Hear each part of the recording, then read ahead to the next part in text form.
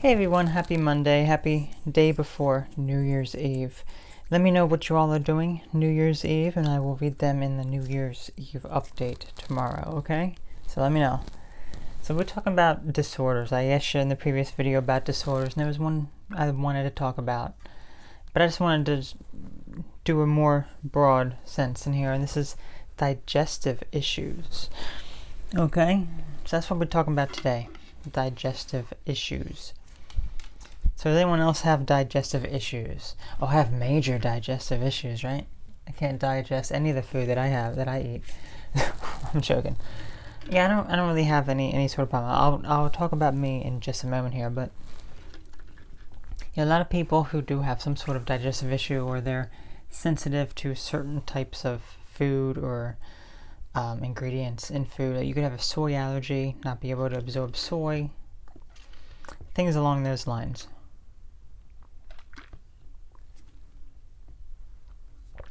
So, I guess the thing is, like, the person who had commented, she'd mentioned about celiac disease, which is a gluten allergy. Essentially, it makes you, it's a, according to here, when I look up online, immune reaction to eating gluten. And we kind of had a brief discussion about that regarding, because gluten, if you're eating gluten, gluten is not necessarily the best for the body. I mean, I don't have an issue with it for the most part. I can eat it, be just fine. I don't really have an issue. But if it's a lot, it comes from wheat, okay? So if you're eating any sort of wheat product, it could have gluten in it. And there are so many products on the market that they say gluten-free this, even though it never even had gluten to begin with. It's just a marketing thing. But anyway. So gluten coming from wheat. Wheat is one of the crops that is sprayed heavily with glyphosate, which is a pesticide. And oh. And even if you're eating organic wheat, there is still some pesticide residue on the wheat that you consume. But I always recommend organic wheat, organic corn, and organic soy if you're going to eat those. All organic of those, to avoid genetic modification and to avoid the glyphosate. But that is also said to be one of the reasons, why some people may have some sort of issue there. People with celiac disease, I think it might be Crohn's disease or something, some sort of digestive disease, and it has been shown to be heavily impacted by gluten. And it's interesting because I don't, because I don't have these issues, I can't test to see, but I'd be curious to know if someone does have, one of these disorders, if they have some sort of issue eating gluten, and they need to be gluten-free. What would happen if let's just say it is caused by glyphosate? If you eat gluten that is completely free of glyphosate, what would that do? Would that impact it? Because glyphosate has been shown to do, it's a chelating agent. It removes nutrients from the body, and it causes digestive issues. It kills beneficial bacteria in the gut. So it's kind of an antibiotic as well, and it's just a mess. It is just a mess. It's just all over. But I'd be very curious if that causes any sort of digestive issue. Now, as I said, for me, I really don't have any issue for the most part. I'm usually fine. I can eat pretty much everything that I do without any sort of stomach cramping or stomach pain or issues like that. I mean, it's very rare that I have any sort of issue. It really is.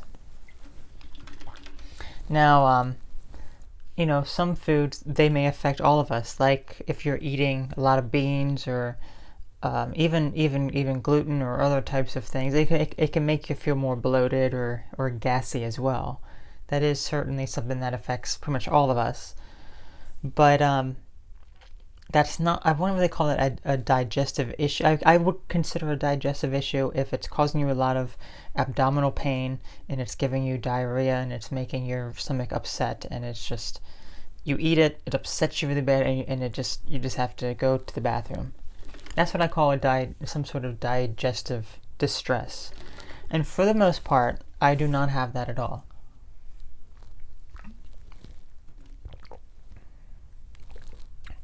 Even with all the spicy food that I eat. I eat a lot of spicy food. You know how spicy food can really mess up your stomach, you know. I guess I've just built up a tolerance. It doesn't really affect me much anymore. But yeah, it is really interesting there. Now, the thing is also with me, there have been some foods that I've bought, and this is the strangest thing, and I don't buy those foods anymore. I know what some things that I should avoid. But there was some food that I've bought before that I've cooked. I mean, it was a frozen package, okay, and there were multiple servings inside of there. I had one serving and I ate it. It was good. It was fine. I didn't have any issues. You know, a few weeks later, or maybe probably even less than that, probably like a week later, I make it again. I eat it again, and I am in so much agony. My stomach is hurting so bad. I'm having, you know, so many issues and cramping, and it just hurts so bad. Now the hemp helps. I take hemp, and hemp is really good for any sort of digestive issue. But that's like, what in the world happened? And I threw the rest away after that. But I just didn't have a clue what was causing that, because I didn't change anything with how I was eating these things. I ate it all. It tasted fine. It was frozen. It wasn't bad. I don't know what happened. And that happened with something else as well. When I was eating quinoa with something else. I've had quinoa by, you know, it's in stuff before. I've eaten it before. There was no issues. But when I made it, it messed me up really, really badly. I did not like it, so I'm never going to eat that again by myself. I'm never going to make quinoa ever again. You know? I would eat it if it's in something, but I'm never going to eat it like as a side dish, or never eat it in something again because of that bad experience. Even if it is perfectly fine, maybe it was something else, but never again. So those have really been the only issues that I've had. Now, I actually had more digestive issues back when I was, you know, in my teen years, back before I changed my diet, back when I was eating unhealthy stuff. It was like every few weeks I would just have this major stomach pain and cramping, and I would get diarrhea, and it'd be really, really bad. But it doesn't happen at all now. I mean, it's you know, if I feel any sort of stomach pain, usually it's because I'm so thin, and this is gross. I know this is very gross. You can feel, I can feel the dookie moving through. It's a fresh turd, right? Yeah, so I can feel that moving through, and I can actually touch my stomach and actually feel it. It's really gross. It's really gross. I know. You're probably eating right now. If you're eating right now, then you probably vomited. But yeah. So yeah, it is really, really interesting. It really is. So whatever the case is, I don't really have those issues anymore. I mean, I try to avoid soy for the most part, unless it's tofu. Tofu doesn't cause any sort of issue, but if it's soy, like soy protein, like as like a fake meat, for the most part I try to avoid it if I'm cooking with it. Like, that's why I went for the Beyond Meat, because they don't use soy and they don't use wheat gluten. And that's what I like most about them. They are much more expensive than any other brand, but I do use that when I am, like, if I'm making tacos, I'm not going to use a crumbled soy protein. I used to do that, and it would cause a lot of bloating, and you know, just it didn't upset my stomach. It was just more uncomfortable, and I felt very full and bloated. But Beyond Meat does not do that to me. And what else? Yeah, if I'm doing anything like that, I do prefer that. But for the most part, I don't have any sort of other issue. So, yeah, that's pretty much me. I mean, turmeric is very good if you're having some sort of digestive issue. Hemp is really good. You know, I've talked about Joy Organics brand, say 15%, AUT 15. Always gotta plug that in, right?